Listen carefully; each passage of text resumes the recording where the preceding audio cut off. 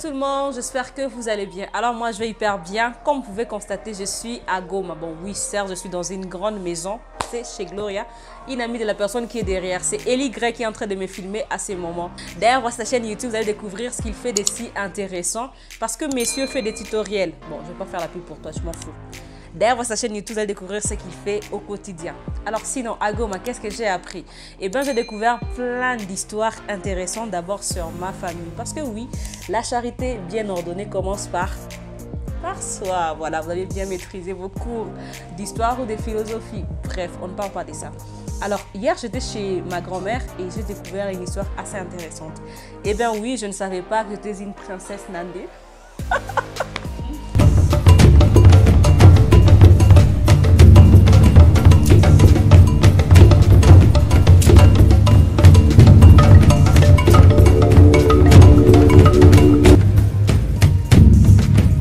Bon, bref, je ne sais pas si on peut dire que je suis une princesse Nandé ou pas, mais en tout cas, dans ma famille, il y a les Mwami, les Boami.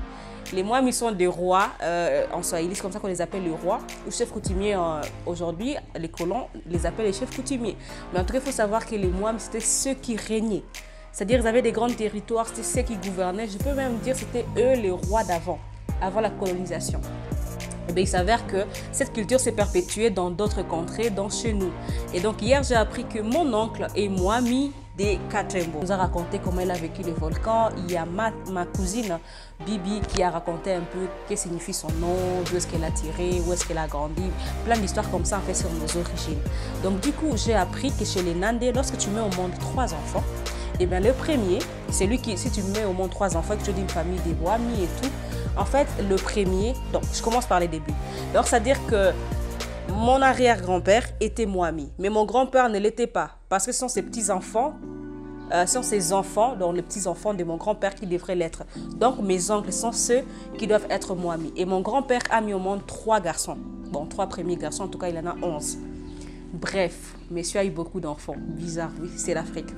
Alors, il en a mis au monde 3. Donc, les premiers, on l'appelle ici Mwami, donc pour dire les pères du roi.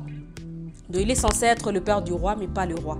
Alors le deuxième, c'est celui qui sera le Mwami, c'est celui-là qui sera le roi.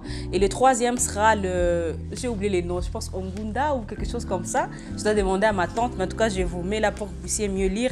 Celui-là sera le porte-parole du roi. C'est lui qui va à chaque fois rapporter les histoires ou raconter les histoires au roi, ce qui se passe dans la communauté ou dans les territoires. Donc c'est ce qui s'est passé.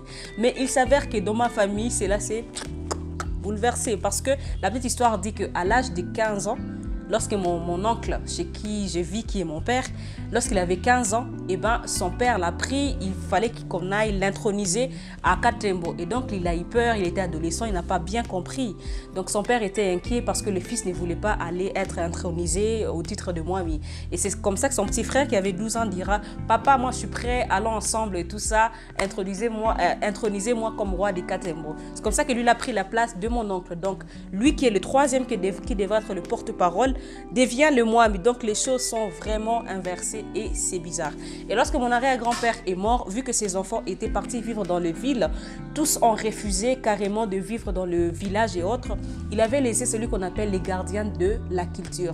C'est celui-là qui sauvegarde toute la généalogie de notre famille, qu'est-ce qui s'est passé et tout. Alors je vous dis à très bientôt pour une nouvelle histoire sur ma famille et sur les gens qui vivent à Goma. Je suis sûre qu'on trouvera une réponse parce que dit-on qu'il y a des problèmes maintenant, les ancêtres sont comme fâchés ou des histoires drôles. Est-ce de la sorcellerie ou pas? Bref, je sais pas.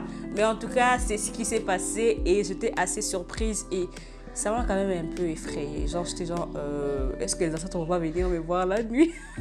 J'ai blague. Alors, je vous dis à très bientôt pour une nouvelle histoire ou podcast sur les territoires du Nord Kivu. Ciao!